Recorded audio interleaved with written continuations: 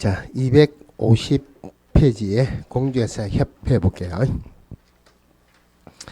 자, 협회 안에 내용 들어가기 전에 제일 먼저 봐야 되는 게 협회와 관련되는 앞부분은 전부 다가 강제상 하여야 한다가 아니고 임의상 할 수 있답니다. 자, 몇 개 정리해 볼게요. 그러면 공주회사 협회를 설립하여야 한답니까? 설립할 수 있답니까? 설립할 수 있다. 꼭 하나만 해야 된다는 법도 없어요. 원래는 하나가 있었는데 제일 처음에 협회는 중개인 협회 하나 있었어요. 공주회사 제도가 시작이 되고 공인중개사 기업공개사가 가입을 할 때도 중개인 협회에 가입을 했어요. 그러다가 그 중개인 협회 안에서 내분이 일어나가지고 다수의 공중회사 기업공개사 탈퇴를 해가지고 협회를 하나 더 만들었습니다. 공중회사 협회 하나 더 만들었어요. 중개인 협회, 공중회사 협회 두 개 있었죠, 그죠? 물론 그 중개인 협회도 나중에 이름은 공중회사 협회로 바꿨습니다. 하나는 대한공중회사 협회, 하나는 전국공중회사 협회. 협회 두 개가 사이가 좋았겠습니까? 별로 안 좋았겠습니까? 안 좋았겠죠, 그죠? 중개인 협회에서는 공중회사 협회에게 하는 말이 배신자다 그러고, 공주회사 협회에서는 중개인 협회에 하는 말이 네가 잘했으면 우리가 나왔겠느냐, 네가 그따구로 하니까 우리가 나왔겠지, 그랬겠죠, 그죠? 이런 말을 경북 사투리로 하면 뭐라 합니까? 네가 극하게 극하지 안 극하게 극하다네. 이런 말을 서울에 가서 서면이죠. 무슨 말인지 모르면 한 번만 더 해주세요. 그렇게 아웅다웅 하다가 합병을 했어요. 합병하고 하나가 됐죠, 그죠? 그리고 한 3, 4년 전에 협회가 하나 더 만들어졌어요. 지금은 두 개입니다. 자, 그러면은 기업공개사 협회에 가입해야 된다, 안 해야 된다? 해도 되고 안 해도 된다, 그죠? 가입하는데 가입비가 요즘 한 50만 원 정도 할 거예요. 물론 회비도 나가고 가입을 해도 되고 안 해도 되죠, 그죠? 올해 전에 어떤 질문이 나왔냐면은 기업공개사는 등록하는 순간부터 협회 회원이 된다. 틀리죠? 가입을 해도 되고 안 해도 돼요. 자, 그럼 우리 저번 주에 보증 설정했죠, 그죠? 보증 설정하는 방법이 3개 있었어요. 보증보험에 가입하거나 공제에 가입하거나 공탁해야 된다. 그 중에서 공제에 가입할 때는 반드시 공주회사 협회에서 하는 공제만 가능합니다. 그러면은 협회에서는 공제 사업을 하여야 한답니까? 할 수 있답니까? 애당초 전부 다 임의상이라고 답을 이야기를 하고 했잖아요. 공제 사업을 하여야 한다가 아니고 할 수 있답니다. 헷갈리면 어떻게 생각하냐면은 원래 있는 협회는 공제 사업을 하고 있는데 새로 만드는 협회는 공제 사업을 안 하고 있어요. 그러니까 하여야 한다 이러면 안 되죠. 공제 사업을 할 수 있답니다. 그러면은 기업공개사는 협회에서는 공제에 가입해야 된다, 안 해도 된다? 안 해도 된다고. 공탁해도 되고 보증보험 해도 돼요. 그럼 협회 회원들은 협회에서 하는 공제에 가입해야 된다, 안 해야 된다? 이것도 해도 되고 안 해도 돼요. 그럼 협회 회원이 아닌 기업공개사는 협회에서 하는 공제에 가입할 수 있다, 없다? 할 수 있습니다. 그런데 우리 이 교재 끝나고 나면 나중에 그 문제집을 할 건데 올해도 그렇게 나왔는가 모르겠는데 우리나라에서 나오는 문제집에 몇 군데가 협회 회원이 아닌 기업공개사는 협회에서 하는 공제에 가입할 수 없다라고 문제가 나온 그런 걸 봤어요. 할 수 있습니다. 오래전에 실제로 문제가 나온 적도 있었어요. 협회 회원이 아닌 기업공개사도 공제에 가입할 수 있다. 그리고 이런 실질적인 거는 협회에 가서 물어보면 되죠. 협회 가가지고 내가 회원이 아닌데 공제에 가입해도 됩니까 안 됩니까? 그러면 아이고 괜찮습니다. 언제든지 오세요. 그럼 회원이 아닌 기업공개사도 공제에 가입할 수 있어요. 그런데 그거를 공제에 가입할 수 없다고 하는 이유가 뭐냐면은 공제사업의 목적에 회원 간의 상호 부조를 목적으로 한다. 회원 간의 상호 부조를 목적으로 한다. 그 목적으로만 보면은 회원이 아닌 자는 가입할 수 없는 게 맞는데 실제로는 회원이 아닌 기업공개사도 공제에 가입할 수 있다. 그래서 협회 앞부분에는 전부 다 하여야 한다가 아니고 할 수 있다. 자, 그러면은 251페이지 제일 밑에 협회의 성격. 자, 협회는 법인으로 한다 이러죠. 그 다음에 협회에 관해서 이 법에 규정된 것을 외에는 민법 중 사단법인에 관한 규정을 준용한다. 한 페이지 넘어가서 설립 절차 한번 볼게요. 자, 설립 절차에 처음에 정관을 작성합니다. 그런데 그 위에 자 협회는 회원 300명 이상이 발견이 되어 정관을 작성하고 창립총회 의결을 거친 후 국장의 인가를 받아 그 주된 사무소 소재지에서 설립 등기함으로써 성립한다. 정관 작성하는 것 회원 맨 처음에 300명 이상 발견인데요. 여기는 숫자가 자주 나와요. 창립총회입니다. 창립총회 두 번째 줄 600명 이상이 출석한 창립총회. 자 거기에서 이번에 서울특별시에서는 100명 이상, 그 다음에 시도에서 각각 20명 이상 회원이 참석해야 된다. 그 바로 오른쪽에 이번에 총회이죠. 협회는 총회 의결 내용을 지체 없이 국장에게 보고해야 된다. 자, 그 다음에 제일 밑에 왼쪽에 제일 밑에 협회는 국장의 인가를 받아 그 주된 사무소 소재지에서 설립 등기함으로써 성립한다. 여기 절차예요. 자, 협회 볼 때 제일 먼저 봐야 되는 게 자, 협회는 법인으로 한다. 자, 법인으로 한다. 자, 법인으로 한다. 법인의 개념을 좀 보고 들어갈게요. 법인의 개념을 보기 위해서는 인격이라는 것을 조금 봐야 됩니다. 인격. 뭐를 인격이라 그래요? 제가 어릴 때만 하더라도 저같이 배가 많이 나오면 인격이 있다 이랬어요. 요즘은 배 나오면 게으르다 그러지 인격이 있다 안 그러죠. 그런데 저 동남아시아 가면은 요새 배가 나오면 인격이 있다 그래. 그런데 우리가 일반적으로 사회생활을 하는 말하고 법에서 표현하는 게 다른 게 좀 있죠. 법에서 인격은 권리의 주체를 인격이라 합니다. 권리가 있으면 항상 의무가 있죠. 권리 의무의 주체라고 표현하기로도 한다. 인격은 권리의 주체입니다. 자, 권리의 주체. 그러나 권리의 주체인 인격은 자연인에게 인격이 있는데 법인에게도 인격이 있습니다. 쉽게 이야기해가지고 이 집은 내 거다. 이 집은 내 거다 하는 말은 나에게 소유권이 있다. 자연인에게 인격이 있죠. 그 자연인도 권리의 주체가 되죠. 이 회사는 주식회사 무슨 회사, 이 공장은 주식회사 무슨 회사 거다. 법인도 소유권이 있다. 권리의 주체가 된다. 그죠? 그럼 이 자연인이 가지고 있는 인격하고 구분하기 위해서 법인이 가지는 인격을 우리가 법인격이라고 표현을 합니다. 자연인은 엄마 뱃속에서 나오면 되는데 법인은 엄마 뱃속에서 나올 수가 없죠. 법인이 엄마 뱃속에서 나온다 하는 말을 등기라고 표현합니다. 법인은 등기를 해야지 법인이 성립합니다. 등기 안 하면 절대 법인이 성립 안 해요.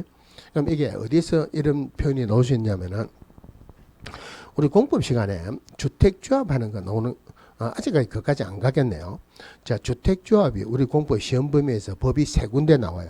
주택법, 개발법, 정비법에서 주택조합이 나오는데 법 세 군데다가 주택조합이 다 중요해요.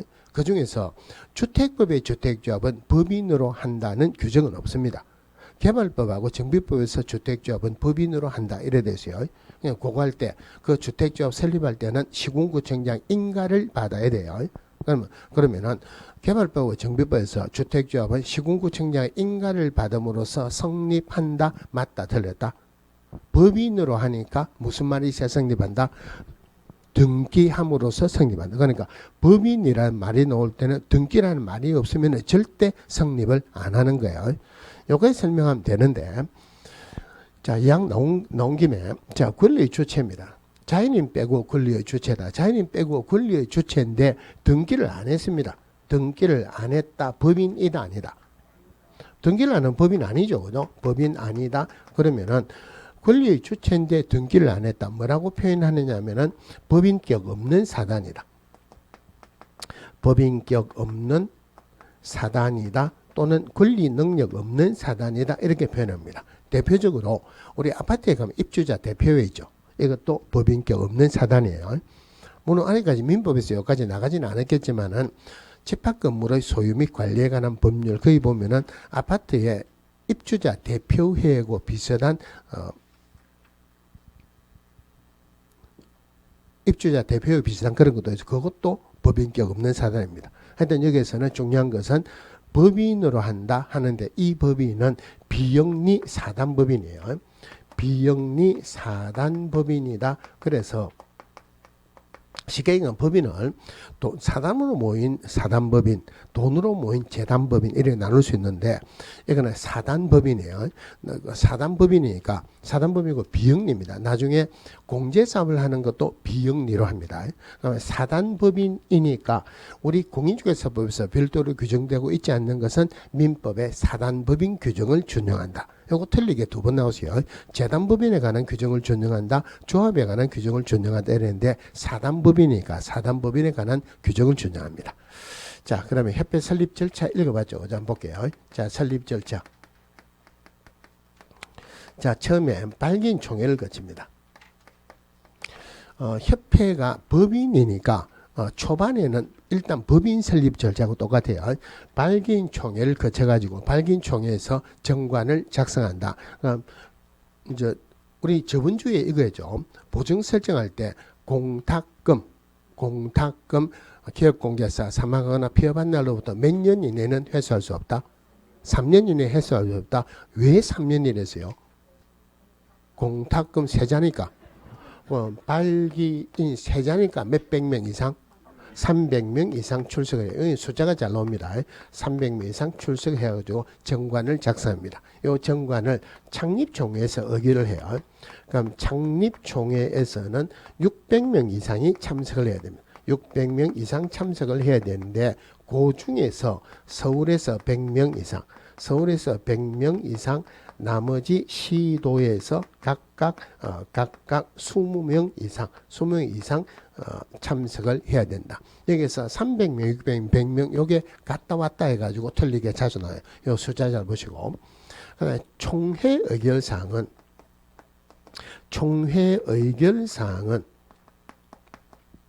요거는 지체 없이 국장에게 보고합니다. 지체 없이 국장에게 보고를 하는데 여기에는 지체 없이 요거 잘 받으세요. 요게 15일 이내 보고해야 된다. 그리고 또 뭐 며칠 이내 보고해야 된다. 틀리게 두 번 나왔어요. 그럼 이거는 지체 없이 보고해야 된다. 이거 외울 수도 있고. 그런 문제가 나오는데 이거를 정확하게 얼마 이내 보고해야 된다. 이런 말이 없으면은 문제를 풀 때는 이래 보세요. 만약에 15일 이내 국장에 보고해야 된다라면은 15일 이내 보고 안 하면은 벌 준다는 말이에요. 우리 법에서 뭐 해야 된다 안 하면 벌 주는 거예요. 그러면은 우리 기업공개사에게는 등록 취소, 업무 정지 등 행정 처분도 주고 1년에 2천, 3년에 3천 형벌도 주고 과태료도 있어요. 그런데 협회는 행정 처분의 대상은 아닙니다. 형벌의 대상도 아니에요. 협회에게 주는 벌은 오로지 과태료밖에 없습니다. 그러면은 협회가 기업공개사보다 덩치가 크죠, 그죠? 덩치가 훨씬 크다. 그럼 협회에게 주는 것은 100만 원 이하 줄까요? 500만 원 이하 줄까요?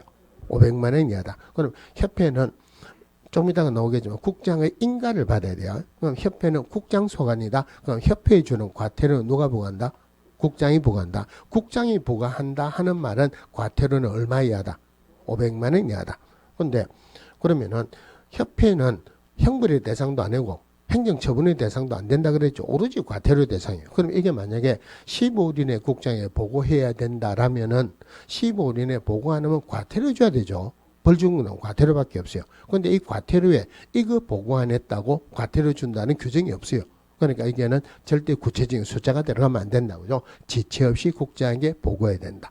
그러니까 협회 설립할 때는 국토교통부 장관의 인가를 받아야 돼요. 국장의 인가를 받아야 한다. 이거 허가주의를 택한다라고 틀리게 나온 적이 있어요. 인가니까 인가주의다 그죠.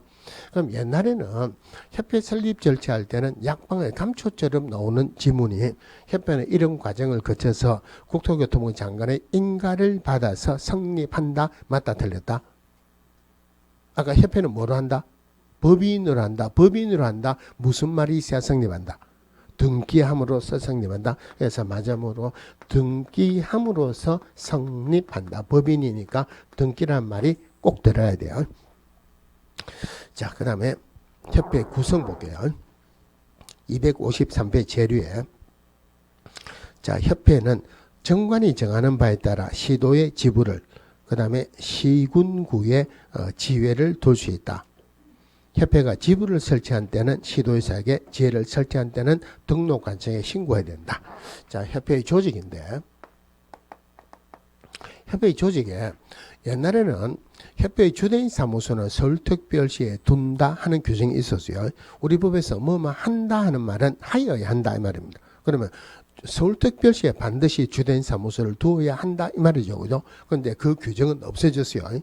그러면 없어진 규정을 제가 왜 말씀을 드리냐면은 지문을 내다가 낼 게 없으면은 없어진 규정을 였습니다. 그러니까 주된 사무소는 서울특별시에 둔다 이런 말이 나오면은 틀렸다 이 말이죠. 자, 협회는 지부나 지회를 설치할 수 있다. 지부나 지회를 설치할 수 있다.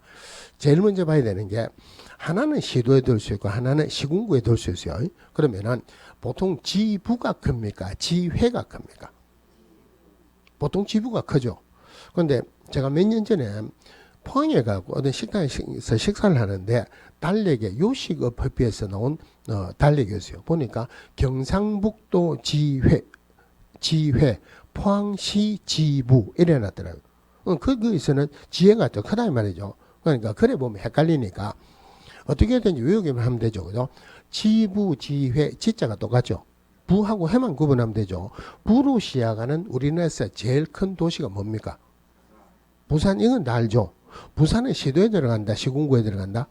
시도에 들어가니까 시도에 지부를 둘 수 있고 시군구에 지회를 둘 수 있다. 그리고 지부나 지회를 설치한 때는 사후입니다. 설치할 때 사전이 아니고 설치한 때는 지부는 시도지사에게 지회는 등록관청에게 신고하여야 한다. 자, 법에는 요래되어 있는데 사실은 법은 엉터리예요. 법이 엉터리라는 걸 왜 제가 여러분에게 말씀드리냐면은 이게 틀리게 문제가 나온 건 아닌데 나중에 혼자서 생각을 하다 앞뒤를 맞춰가지고 논리적으로 안 맞으면은 여러분들 고민이 생깁니다. 그래서 말씀드린 거예요. 왜 엉터리냐면은 자, 협회는 중개업 할 수 하겠습니까? 안 하겠습니까? 협회가 중개업을 하면은 중개업을 하고 먹고 사는 기업공개사 회원들의 박근을 빼뜨려 먹는 거죠. 협회는 중개업 안 합니다. 또 협회가 중개업을 하려면은 협회가 할 수 있는 업무가 정해졌는데 거기에 중개업이라고 정해져야 되는데 거기는 중개업 없습니다. 결론적으로 협회는 중개업을 못해요. 협회가 중개업을 못한다는 말은 협회는 중개사무소가 있다 없다. 중개사무소 없죠? 그럼 우리 법에서 등록관청을 뭐를 등록관청이라 했냐면은 중개사무소 소재지 시군구청장을 등록관청이랍니다. 그러면은 협회는 중개업 못한다. 중개사무소가 없으니까 등록관청이라는 것은 있을 수가 없죠. 그래서 제가 법에는 등록관청이라 이래 됐어요. 법제처에 연락해갖고 이거는 시군구청장으로 바꿔야 된다. 시군구에 둘 수 있으니까 시군구청장에 바꿔야 된다. 제가 법제처에 연락해가지고 법이 몇 개 개정된 게 있었어요. 그러니까 법제처에서 전화가 왔어요. 이걸 왜 시군구청장으로 바꿔야 되느냐. 그래서 방금 이야기한 대로 말씀을 드렸어요. 그러니까 앞뒤가 맞죠, 그죠? 아, 그렇네요. 등록관청 시군구청장으로 바꾸겠다. 근데 조금 있다가 법이 바뀔 게 있으니까 그 바뀔 때 그 같이 바꾸겠습니다. 조금만 기다려 주세요. 조금 기다리면 되죠. 조금 기다리면 이 등록관청 시군구청장으로 바꿔라 하니까 그 돌대가리 같은 사람이 시가를 열고 구가 설치되어 있지 않은 시를 만든다. 이거를 바꿔놨어요. 말도 안 된다, 그죠? 하여튼 우리가 법이 맞다 틀렸다 하는 것을 판단하는 시험은 아니니까 그러니 하고 넘어갑시다. 자, 시도의 지부를 둘 수 있고 시군구의 지위를 둘 수 있다. 시도의 지부를 두면은 시도의사에게 신고해야 되고 그 다음에 시군구의 지위를 두면은 등록관청에게 신고해야 된다. 자, 그런데 여기에서 문제가 나오면 굉장히 어려운 문제가 나와요. 자, 시도의 지부를 둘 수 있고 시군구의 지위를 둘 수 있다, 그죠? 그럼 대구는 여러분들이 계시니까 알 수도 있고 모를 수도 있다. 경산시는 시도할 때 시가 아니고 시군구할 때 시죠, 그죠? 경산시에 지회가 있습니까? 없습니까? 모르죠. 진주시에는 지회가 있다 없다? 누가 진주시에 지회가 있다 없다 그러니까 있대요. 제가 다시 물어봤어요. 진주 터미널에 내려가가지고 지혜 가려면 오른쪽으로 가야 됩니까? 왼쪽으로 가야 됩니까? 그러니까 모른대요. 모르면서 있다 그러면 안 되죠. 그럼 다시요. 진주시에 1번 지혜가 있다, 2번 없다, 3번 모른다. 아무도 모르죠. 아무도 모른다는 말은 시험범위가 아니다. 시험범위가 아니에요. 시험범위가 아니니까 대통령령 국토교통부령 들어가면 안 되죠. 그래서 정관이 정하는 바에 따라 지분화 지혜를 둘 수 있다. 요게 틀리게 나오면은 국토교통부령 이래 나오면 문제가 굉장히 어려워요. 자, 그 다음에 협회의 업무 보겠습니다. 협회의 업무에 고유 업무, 수탁 업무로 나눠지는데 고유 업무는 그냥 읽고만 넘어가세요. 자, 협회는 설립 목적을 달성하기 위해서 다음의 업무를 수행할 수 있다. 회원의 품위 유지를 위한 업무, 그 다음에 부동산 중개제도 연구 개선에 관한 업무, 회원의 자질 향상을 위한 지도 및 교육 연수에 관한 업무, 회원의 윤리 현장 제정 및 그 실천에 관한 업무, 그 다음에 부동산 정보 제공에 관한 업무. 자, 공제사업 할 수 있고, 이 경우 공제사업은 비영리 사업으로서 회원 간의 상호 부조를 목적으로 한다. 그 밖에 협회의 설립 목적 달성을 위해서 필요한 업무. 자, 요래 있는데, 읽고만 넘어가도 돼요.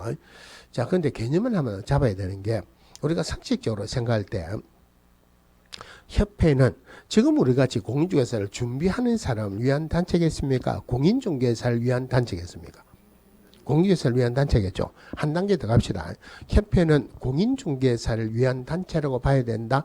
아니면은 개업공개사를 위한 단체라고 봐야 된다. 개업공개사를 위한 단체다. 그죠? 한 단계만 더 갑시다. 개업공개사는 협회에 가입해야 된다. 안 해야 된다. 안 해도 되죠. 그러면은 협회는 개업공개사를 위한 단체다. 가입한 회원을 위한 단체다. 회원을 위한 단체다. 그래서 협회 고유 업무에 개업공개사를 위한 이런 말은 전혀 없습니다. 이런 문제가 나오면 사실은 굉장히 어려워요. 굉장히 어렵다. 회원을 위한 단체니까 누구누구를 대상으로 할 때는 회원을 대상으로 놓지 개업공개사를 대상으로 이런 말이 안 나와요. 자, 그러면은 협회의 업무에 크게 나누면은 고유 업무하고 수탁 업무로 나눠집니다. 그럼 고유 업무 방금 읽었죠, 그죠? 그 중에서 하나만 기억하세요. 거기 파란 그릇 적은 거 부동산 정보 제공에 관한 업무예요. 부동산 정보 제공에 관한 업무. 자, 이거 맞는 지문으로서 두세 번 나왔는데 협회는 부동산 정보 제공에 관한 업무를 할 수 있다. 맞죠? 그죠? 그럼 이 부동산 정보 제공에 관한 업무가 실제로 뭐냐면은 부동산 거래 정보망을 설치 운영한다 이 말이에요. 그럼 부동산 거래 정보망 설치 운영하려면은 국장에게 지정받아야 되죠. 아까 말씀드렸다시피 원래 있는 협회는 지금 지정받아서 부동산 정보 제공에 관한 업무, 부동산 거래 정보망을 설치 운영할 수 있다 이 말이에요. 그래서 지금 공개사 협회에서 부동산 거래 정보망 설치 운영할 수 있다 그랬죠. 그게 우리 부동산하고 관련되는 사이트 같은 거 보면은 직방 이런 거 들어봤어요. 다방 들어봤죠. 한방 이런 거 들어봤죠. 그러니까 부동산 거래 정보망에서 하는 사이트 이름을 한방으로 합니다. 나머지 두 개는 부동산 거래 정보망, 즉 거래 정보 사업자에 지정받은 거 아니에요. 그러면은 한방이 지정받은 거다 그랬죠. 다른 질문할게요.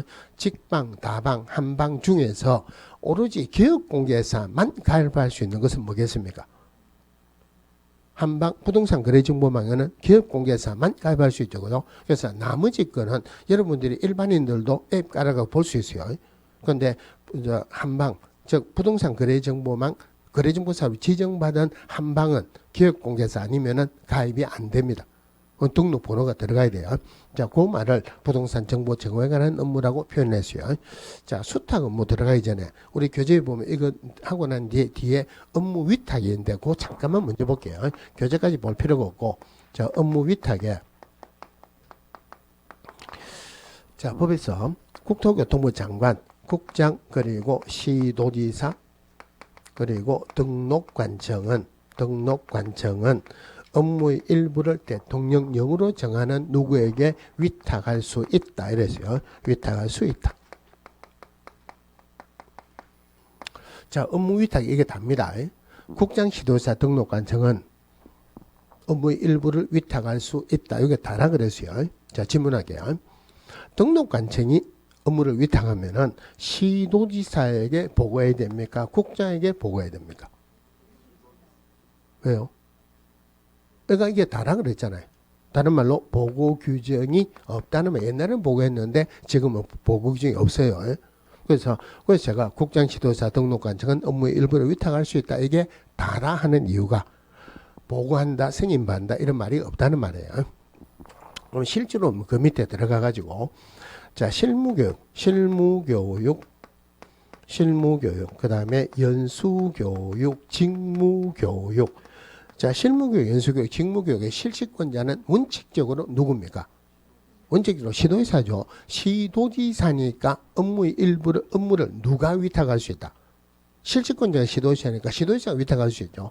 자, 시도지사가 위탁할 수 있는데, 그런데 하나, 직무교육은 실시권자가 시도지사 또는 등록관청도 들어가죠. 그런데 원래는 시도지사였어요. 직무교육은 시도지사 또는 등록관청이라고 나중에 나왔는데, 업무 위탁에서는 아직까지 여기서는 등록관청은 안 들어갔습니다. 그건 시도지사가 위탁을 하는데 어디에 위탁할 수 있느냐 하면은 공제사 협회, 그다음에 부동산학과가 개설된 학교, 여기서 학교는 대학이나 산업대학, 전문대학 이거예요. 또는 공기업 또는 준정부 기관입니다. 준정부 기관에 위탁할 수 있다. 그러니까 위탁할 때 시험에 관한 업무도 위탁하는 게 있어요. 그러면은 자 시험 자격하고 관련된 거죠. 자격은 원래 누구 소관입니까? 원래 시도지사 소관이죠. 그런데 예외적으로 공유회사 시험 실시권자일 때만 원칙은 시도지사인데 예외적으로 국토교통부 장관이 직접 시험을 시행할 수 있다. 그러면은 시도지사 또는 국장, 한마디로 말해가지고 시험 시행기관의 장이 위탁할 수 있는데, 물론 요거 세 개 중에 하나는 빠집니다. 어느 걸 빼는 게 좋겠습니까? 협회하고 부동산학과가 개설된 학교, 공기업 또는 준정부 기관에 시험에 관한 업무를 위탁하는데, 부동산학과가 개설된 학교에 시험에 관한 업무를 위탁하면은 문제가 유출될 수도 있겠죠. 그죠? 그래서 이거 학교는 빠집니다. 그럼 협회, 공기업 또는 준정부 기관에 위탁할 수 있다. 그죠? 그럼 결론적으로 자 거꾸로 보면은 협회에서는 실무교육, 연수교육, 직무교육도 할 수 있고 시험에 관한 업무도 할 수 있죠. 그러면은 실무교육, 연수교육, 직무교육은 협회의 고유 업무라고 봐야 됩니까? 위탁받은 수탁 업무라고 봐야 됩니까? 위탁받은 수탁 업무다. 그래서 수탁 업무에 들어가는 게 실무교육, 연수교육, 직무교육 등 교육에 관한 업무를 수탁 업무로 나눈다. 그래서 여기에서는 부동산 정보 제공에 관한 업무도 할 수 있다. 그 다음에 굳이 이 문제를 낸다 그러면 지금 이런 문제가 나올 단계는 넘어갔는데, 아까 고유 업무에 7개인가 있었죠. 그거 얘기하고 실무교육, 연수교육, 직무교육 요거 넣어가지고 업무의 성격이 다른 것은 뭐냐? 수탁 업무 찾는 거 이런 거죠. 그죠? 자, 그 다음에 지도감독 있는데 254페이지 제로의 지도감독. 자, 국토교통부 장관은 협회와 그 지부 및 지회 지도감독하기 위해서 필요한 때는 업무에 관한 사항을 보고하게 하거나 자료 제출 그 밖에 필요한 명령을 할 수 있고, 소속 공제사라여금 그 사무소에 출입해서 장부 서류 등을 조사 또는 검사하게 할 수 있다. 안에 내용은 아무것도 필요 없어요. 누가 할 수 있다? 국장이 할 수 있죠. 그런데 하나 조심하셔야 되는 게, 자 아까 지부를 시도의 지부를 설치할 수 있고, 지부를 설치한 때는 시도지사에 신고하죠. 그 다음에 시군구의 지혜를 설치할 수 있고, 시군구의 지혜를 설치한 때는 등록관청에 신고해야 된다. 조심해야 되는 게, 신고받은 시도지사나 등록관청이라 하더라도 협회든 지부든 지회든 지도감독할 수 있다 없다? 지도감독할 수 없다. 협회든 지부든 지회든 지도감독은 오로지 누구만 할 수 있다? 국토교통부 장관만이 할 수 있다. 그죠? 국장만이 할 수 있다. 자, 쭉 내려가가지고 공제사업입니다. 자, 아까 공제사업은 하여야 한답니까? 할 수 있답니까? 할 수 있다.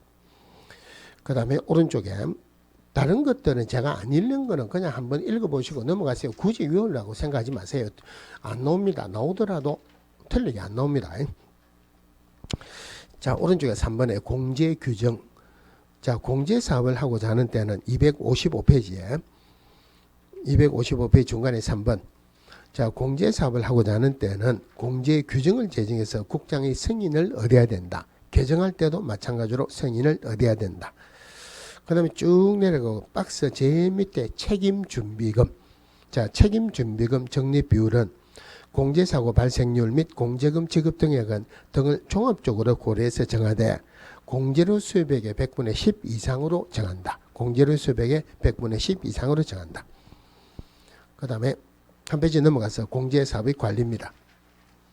자, 협회는 공제사업을 다른 회계와 구분해서 별도 회계로 관리해야 되고 책임준비금을 다른 용도로 사용하고자 하는 경우 마찬가지로 국장의 승인을 얻어야 된다. 네, 운영실적 공시. 이번에 협회는 공제사업 운영실적을 다음에 관한 사항을 매 회계연도 종료 3개월 이내에 일간신문 또는 협회부에 공시하고 협회 인터넷 홈페이지에 게시하여야 한다. 오른쪽에 공제사업의 운영, 재무건전성 유지. 말은 좋은 말이 나오는데 틀리게 나올 내용이 전혀 없어요. 안 보셔도 되죠. 그죠? 그 다음에 2번에 1번 박스 안에 지급 여력 비율은 100분의 10 이상을 유지할 것. 요 숫자 좀 기억을 하시고 쭉 내려가 가지고 큰 2번에 조사검사에 금융위원회의 설치 등에 관한 법률에 따른 금융감독 원장은 국장의 요청이 있는 경우에는 공제사업에 관해서 조사 또는 검사할 수 있다. 제일 3번 제일 밑에 공제사업의 운영의 개선 명령 누가 할 수 있다? 국장이 할 수 있다. 한 페이지 넘어가서 임원에 대한 제재 명령도 누가 할 수 있다? 국장이 할 수 있다. 자, 여기까지 보고 한번 정리하겠게요. 아까 공제사업은 하여야 한답니까? 할 수 있답니까? 할 수 있다고 그죠? 자, 공제사업은 하여야 한다가 아니고 할 수 있다 그랬죠. 자, 공제사업을 하려는 경우 첫 번째 공제규정을 제정해서 아까 협회는 누구 소관이다? 국장 소관이니까 누구 승인 받아야 된다? 국장의 승인을 얻어야 돼요. 물론 개정할 때도 국장의 승인을 받아야 되겠죠. 그 다음에 책임준비금 적립비율은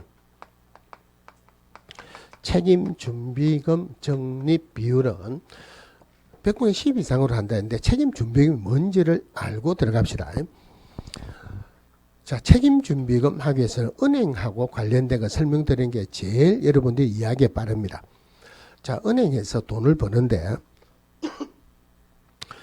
은행이 좀 큰 데 가면 1층, 2층이죠. 1층에 사람들이 굉장히 많아요. 2층에는 별로 사람들이 없습니다.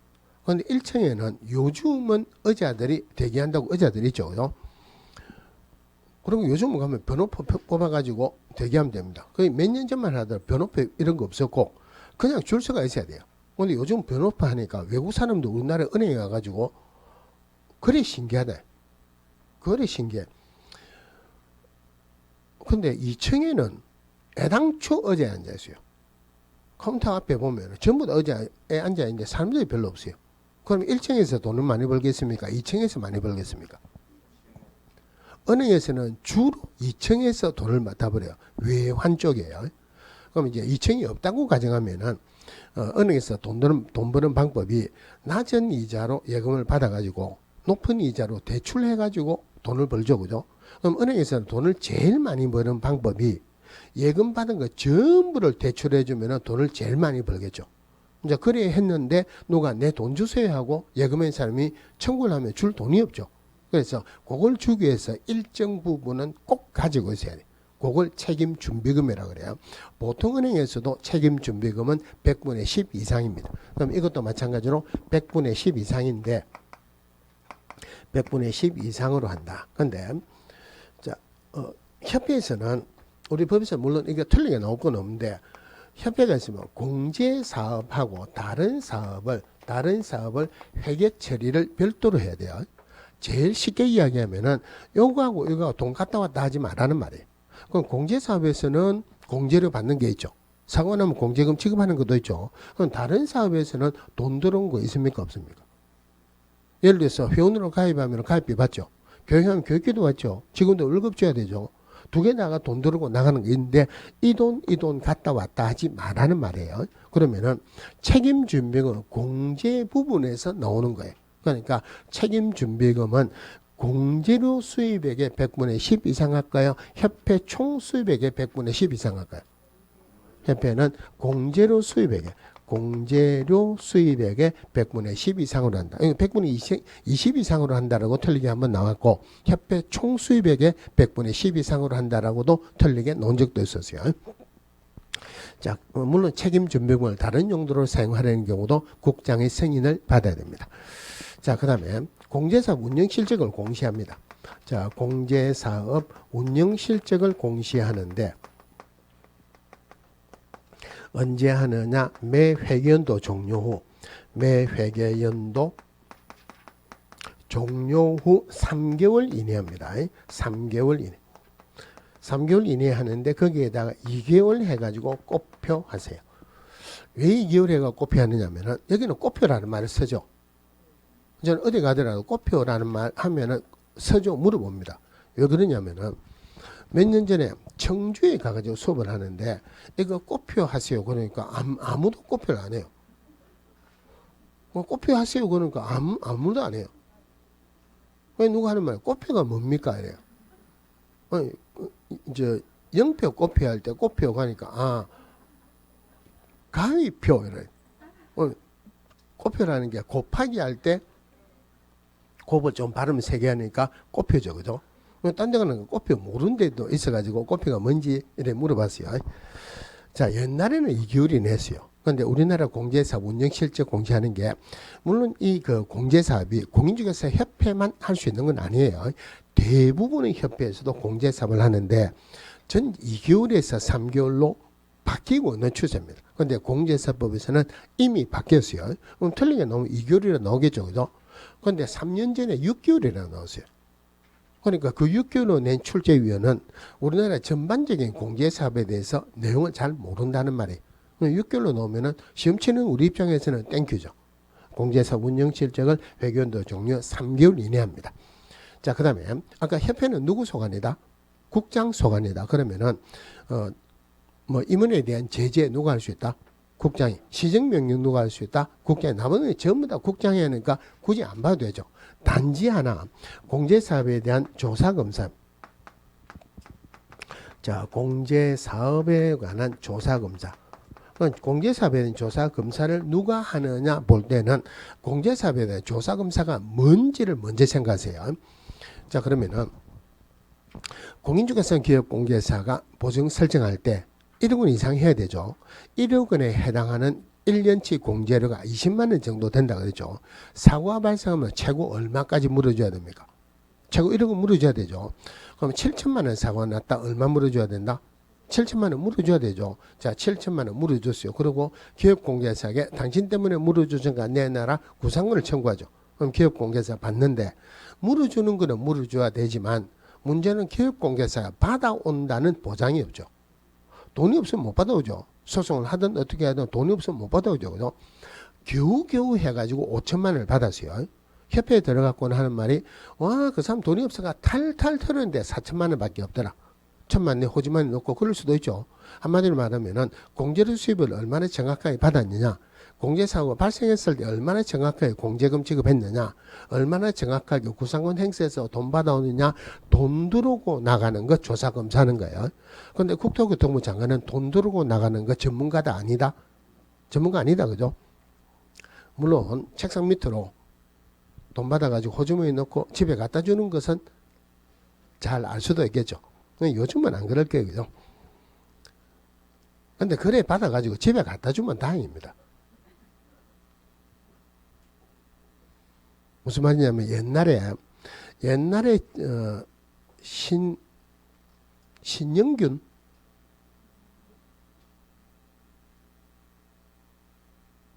돈 받아가지고 신정아라고 있죠.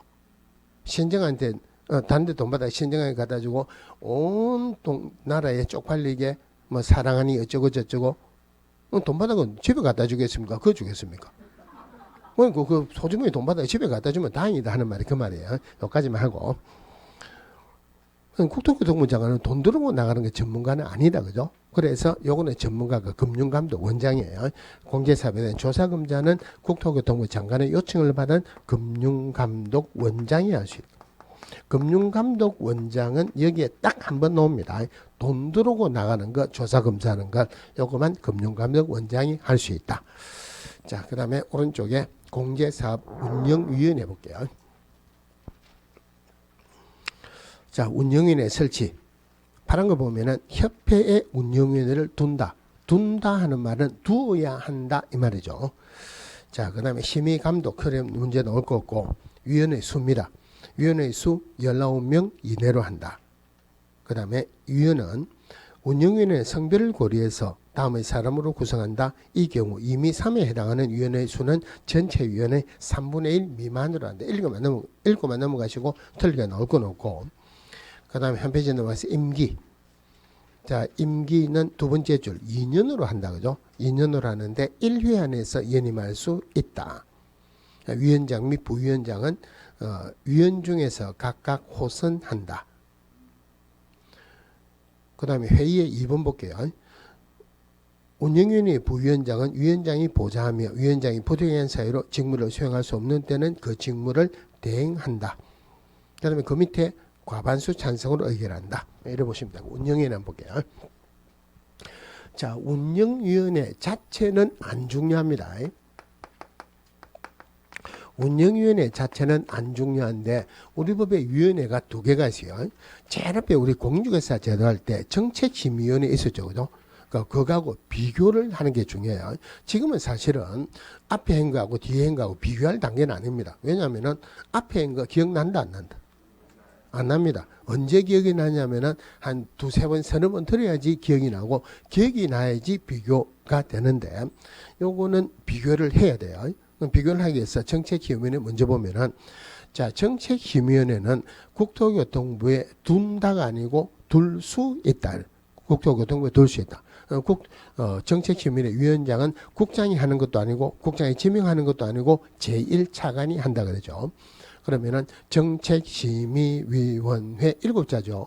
위원은 위원장 1을 포함해서 몇 명 이상? 7명 이상. 몇 명이네? 요거 짝대기 두 개가 서 있는 거예요. 11명 이내로 한다.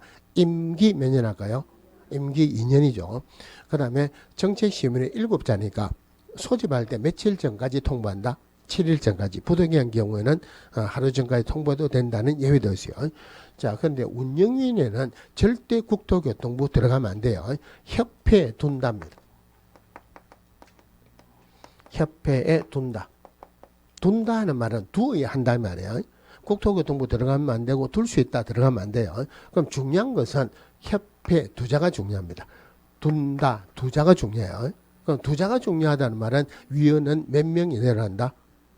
2명이 내로 한다 이래야 되죠. 위원을 2명이 내로 한다 이거는 말이 안 되죠. 그러니까 20명으로 올라가요. 그러니까 20명으로 올라가는데 10명 찬성 10명 반대 이러면 의결이 안 되죠. 의결해라고 한 명 빼가지고 몇 명이 내로 한다? 위원은 19명 이내로 한다. 19명 이내로 한다. 그러면 당연히 임기는 두자니까 몇 년으로 한다? 2년으로 한다. 그죠? 그런데 임기 2년은 아까 정책심의위원회에서도 임기 2년이었죠. 임기 2년이 두 번째 나왔죠. 두 번째 나왔다는 말은 몇 번 할 수 있다? 두 번 할 수 있다? 두 번 할 수 있다는 말은 몇 회 안에서 연임할 수 있다? 1회 안에서 연임할 수 있다. 말을 희한하게 진행하네요. 그죠? 그럼 결론은 맞죠? 결론 맞죠? 그죠? 물론 여기서 운영위원회 이거 맞는 거 보세요. 자, 운영위원회 의결할 때 과반수 찬성으로 의결한다. 이거는 5분의 4, 4분의 3, 3분의 2는 아니에요. 과반수 맞죠? 과반수 찬성으로 의결한다 하면은 맞다, 틀렸다. 어디가 틀렸죠? 그렇죠. 우리나라 어떤 법이라 하더라도 회원 과반수 찬성으로 의결한다 이런 거 없어요. 그래서 과반수에서는 과반수란 숫자는 안 중요합니다. 반드시 뭐가 들어가냐면은 과반수 출석하고 출석위원 과반수 찬성으로 의결한다. 자, 그 다음에 운영위원회는 협회에 두죠. 그죠? 협회에 두는데 위원장을 국토교통부 장관이 뽑는다. 이거는 말이 안 되죠. 위원장하고 부위원장은 회원 중에서 호선합니다. 자, 근데 그 위원장이 직무를 수행할 수 없을 때는 부위원장이 그 직무를 대행한다. 이게는 이런 게 있어요. 그런데 정책심의위원회에서는 사실은 위원장 하고 싶다 했습니까? 안 하고 싶다 했습니까? 맨 처음에 국장이 위원장으로 한다 했는데 자기가 문제가 생길 게 있어서 위원장이 지명한다. 지명을 안 받으려고 그러죠. 자기가 책임을 져야 되니까 할 수 없이 제1차관으로 한다. 그러면은 부위원장이 있으면 부위원장도 책임을 져야 되죠. 부위원장 하겠다는 사람이 있습니까? 없습니까? 없죠. 그러니까 거기에는 부위원장에는 제도가 없어요.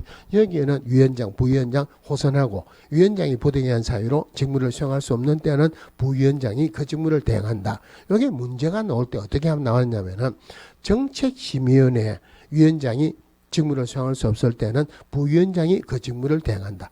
정책심의위원회에서는 부위원장 자체가 없습니다. 자, 운영위원회 이래 보시면 되고, 그 다음에 마지막으로 봐야 되는 게 직업 여력 비율입니다. 자, 직업 여력 비율은 100분의 100 이상을 유지하여야 한다. 아까 숫자를 구분해야 되는 게 책임준비금 적립 비율은 100분의 얼마 이상? 100분의 10 이상. 직업 여력 비율은 100분의 100 이상을 유지해야 되는데 직업 여력 비율이 뭔지를 한번 보고 갈게요. 자, 예를 들어서 협회에서 공제를 처음 했어요. 한 명에게 공개상 기획 공개 3명에게 공제로 수입을 받았다. 한 20만 원 정도 된다 그랬죠. 그런데 얼마를 보장해야 돼요? 1억 원 보장합니다. 그죠? 그러면은 1억 원 사고가 났다. 얼마 물어줘야 됩니까? 1억 원 물어줘야 돼요. 돈을 얼마 있어야 돼요? 돈은 아무리 작아도 20만 원 받았지만 1억 원 있어야 되죠. 7천만 원 사고가 났다. 얼마 물어줍니까? 7천만 원 물어주죠. 그래도 돈은 얼마 있어야 된다. 7천만 원 있으면 됩니까? 1억 있어야 됩니까? 얼마가 사고 날지 모르는 최고가 1억 물어줘야 되니까 1억 사고가 나다 1억 물어주기 위해 돈은 1억은 있어야 되죠. 7천만 원 물어주기 위해서 7천만 원 있어야 되지만 1억 사고가 날 수도 있으니까 돈은 얼마 있어야 된다. 돈은 1억은 있어야 된다. 그죠? 1억 분의 1억 100분의 100이죠. 7천만 원 분의 1억 100분의 100 이상이죠. 그런 의미예요. 직업 여력 비율은 100분의 100 이상을 유지해야 된다. 근데 협회 부분에서는 사실은 협회가 내용이 많아요. 많지만은 중개업하고 직접적인 관련은 없죠. 문제는 많이 안 나오고 나오면은 한 문제 이래 나옵니다. 자, 그 다음 쭉 넘어가서 266페이지 업무 위탁. 업무 위탁은 아까 요거 업무 위탁 한 거 있죠. 요것만 보시면 돼요. 근데 여기에서 뭐라고 나와 있냐면은 오른쪽 페이지에 3번 한번 볼게요. 3번 하기 전에 그 위에 2번에 박스 안에 볼게요. 그 동그라미 1번에 교육과목별로 다음의 어느 하나에 해당하는 사람을 강사로 확보될 것 하면서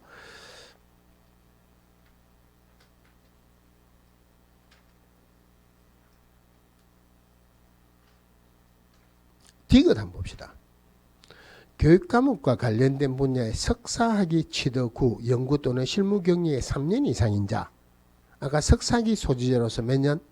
3년. 그럼 석사학위를 받으려면 어느 학교 나와야 됩니까? 대학에서는 학사죠. 대학원이면 석사죠. 그죠? 대학원이면 석사예요. 비협해 볼게요. 그 밖에 공인중개사 뒤에 거는 빼버리고 공개사 밑에 줄 등으로서 부동산 관련 분야에 근무한 경력이 3년 이상인 자. 아까 석사학위 소지자로서 몇 년? 3년. 공개사 등으로서 몇 년? 3년. 석사학위 받으려면 무슨 학교 나와야 된다? 대학원 나와야 된다. 공개사 자격증 땄다. 무슨 학교 나온 거로 본다? 대학원 나온 거로 본다. 맞죠? 실제로는 이렇게 대우를 해줍니다. 이런 정도 대우를 해줍니다. 어디 가서 보면은 알 수 있냐면은 관청에 이제 시군구청이야 관청에 가가지고 뭐를 이제 공개사 자격증을 따면은 접근하는 방법이 달라져요. 공무원이 뭐다 그러면은 아닌데요. 이거다 알면은 이거다 하고 모르면은 그렇습니까 할 수 있죠. 내가 보기에 아닌 것 같아요. 공무원이 이거다 그러면은 거기 무슨 법에 어디에 나와 있습니까? 봅시다. 공부를 하면은 그런 게 나타납니다. 그럼 공무원이 하는 말이 당신 뭔데 이런 거 보지 않느냐? 아, 내 공인중개사입니다. 그럼 아 그렇습니까? 자격증이 있고 없고 간에 나중에 완전히 달라요. 내가 공인중개사인데 이거 어디에 나와 있습니까? 봅시다 하면은 막 깽깽깽합니다. 사람이 완전히 달라져요. 아까 공인중개사로 몇 년? 3년. 석사학위 소재로서 몇 년? 3년 공개사 자격을 땄다. 무슨 학교 나온 거로 본다? 대학원 나온 거로 본다. 자, 제일 밑에 3번에 자, 문제가 틀린 게 나오진 않아요.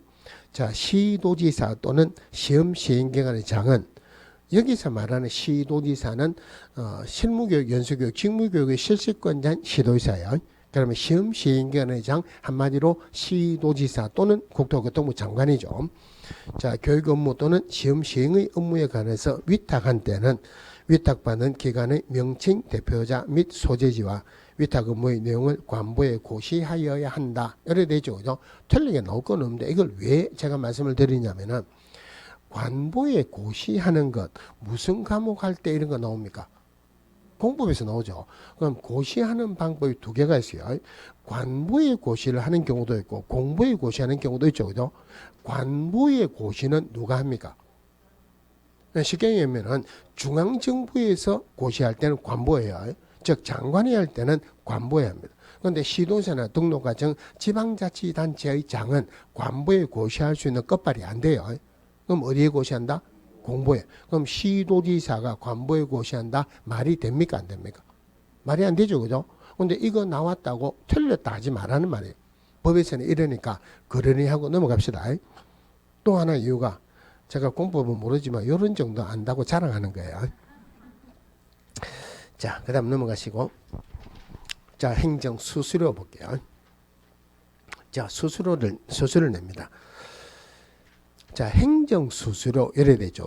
원래 법에서는 그냥 수수료라고 되어 있어요. 근데 굳이 여기에서 행정 수수료라고 표현한 이유가 원래는 수수료가 두 개가 있었어요. 우리 중개보수 받는 거 수수료, 여기서 받는 수수료 이랬는데 구분하기 위해서 이 교재에서는 행정 수수료라고 해놨는데 굳이 지금 행정 수수료라고 할 필요가 없고 중개 수수료 대신에 중개보수로 이름이 바뀌었죠. 그죠?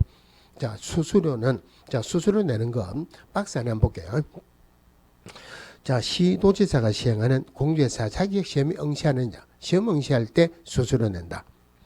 자격증 재교부 신청할 때 수수료 냅니다.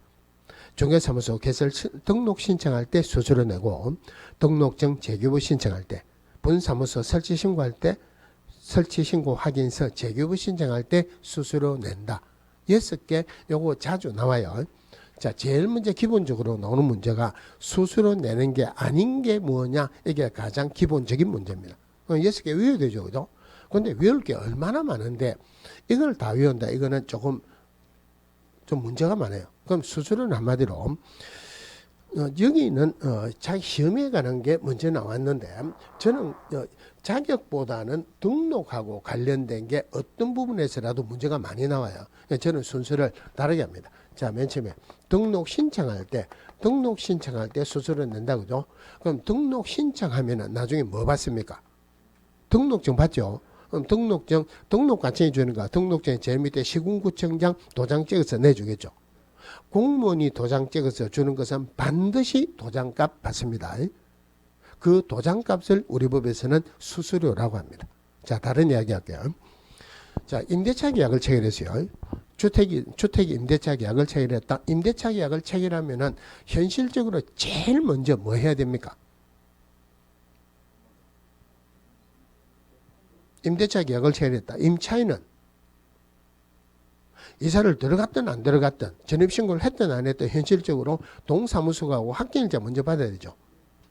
이게 현실적으로 제일 중요합니다.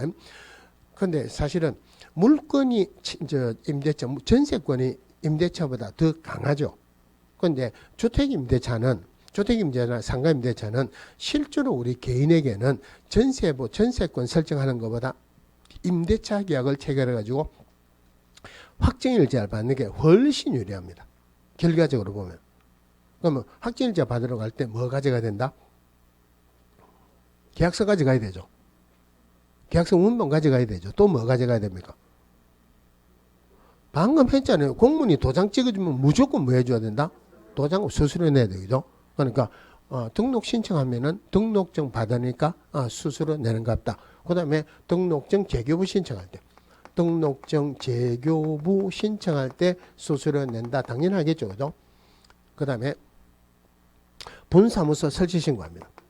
분사무소 설치 신고하면은 뭐 받습니까? 신고 필증반대 이름이 신고 확인서로 바뀌었죠. 그 도장 찍어주니까 수수료 내겠죠. 설치 신고 확인서 재교부 신청할 때. 그다음에 시험 응시할 때. 응시하면은 뭐 받아요? 원서 받잖아요. 원서에는 비록 인쇄되어 있지만 도장이 찍혔어요. 그 다음에 자격증 재교부 신청할 때. 자격증 재교부 신청할 때 수수료 낸다. 한마디로 공무원이 도장 찍어주는 것, 도장값을 수수료라 하는구나. 그래 생각하면은 한마디로 풀리죠. 그죠? 자, 그러면은 우리가 상식적으로 생각할 이 수수료 지폐로 내야 되겠습니까? 동전으로 내도 되겠습니까? 아무거나 내면 안 돼요. 동전으로 내면 안 받습니다. 지폐로 내도 안 받아요.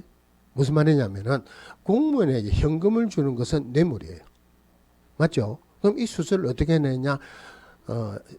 국세와 관련된 것은 수입 인지로, 지방세와 관련된 것은 수입 정지로 내요. 그러면은 자, 등록증 교부 받을 때 수수료 낸다 하면은 맞습니까? 틀립니까? 다른 말로 자, 등록 신청할 때 수입 정지를 사가지고 같이 신청하는 게 맞다. 아니면은 등록증 받을 때 등록증을 딱 내줍니다. 그럼 등록증 딱 받으면 등록 과정에서 손 안 놓고 잡고 있습니다. 잡고 있으면서 정지 사오세요. 그때 정지 사가지고 침발해서 붙여가지고 가져가는 게 맞다. 신청할 때. 그러니까 받을 때 하는 거 아니죠. 등록 신청할 때지 등록증 교부 받을 때 아니라는 말이에요. 이해되죠? 그죠? 자, 그러면은 수수료 내는 건 한마디로 도장 찍어서 받는 것만 수수료 낸다. 그럼 여기에 제일 처음에 나올 때 도장 찍어서 받는 거 아닌 것, 수수료 내는 거 아닌 게 뭐냐? 고용신고한다. 고용신고하면 뭐 받는 거 없어요. 수수료 낸다 안 낸다? 안 낸다. 그죠? 인장 등록한다. 뭐 받는 거 없습니다. 수수료 내는 거 아니죠. 그죠? 자, 그 다음에는 어떤 걸 봐야 되느냐면은 도장을 찍어서 받는데 수수료 안 내는 게 있어요. 자, 등록 신청할 때, 등록증 재교부 신청할 때, 분사무소 설치 신고할 때, 신고비정 재교부 신청할 때 수수료 낸다. 시험 응시할 때 수수료 내고, 자격증 재교부 신청할 때 수수료 내죠. 자격증 교부 받을 때 수수료 낸다, 안 낸다. 자격증 교부 받을 때는 수수료 안 냅니다. 그러니까 쉽게 얘기하면 이때 도장값은 시험 응시할 때 도장값 표현이 포함되는 거예요. 자격증 교부 받을 때는 수수료 안 냅니다. 자, 그러면은 지금 방금 읽은 게 단데 등록 신청할 때 수수료 얼마라고 되세요? 안 나와 있죠? 그럼 지금 제가 지금 등록 신청할 때 수수료 얼마라는 걸 말 안 해요. 시험 칠 때까지 말 안 합니다. 교재 찾아봐도 없어요. 그러면 지금은 처음이지만 이게 몇 달 있다가 시험 치기 바로 전에 물어보면 여러분들 잘 알겠죠? 그럼 등록 신청할 때 수수료 얼마입니까? 물어보면은 압니까? 모릅니까? 아무도 모르죠. 아무도 모른다는 말은 우리 시험범위가 아니다. 시험범위가 아니다. 그래서 이 수수료는 지방자치단체, 지자체 조례로 정하는 수수료 냅니다. 국토교통부령에 따른 수수료 내는 이런 문제가 어려워요. 지방자치단체 조례에 따른 수수료 낸다. 그러면 이 지방자치단체 조례, 지방자치단체를 크게 두 개로 나눠요. 광역지자체가 있고 기초지자체가 있습니다. 광역지자체, 시도를 광역지자체, 시군구를 기초지자체라고 합니다. 그럼 등록 신청할 때 시군구 해야죠. 등록증 재교부 신청도 시군구에 한다 그랬죠. 분사무소와 관련되는 모든 것은 주사무소 소재지 시군구청장, 이것도 시군구청장에게 한다. 그러면 시군구청장이 할 때는 조례는 시군구 조례에 따른 수수료 내겠습니까? 시도 조례에 따른 수수료 내겠습니까?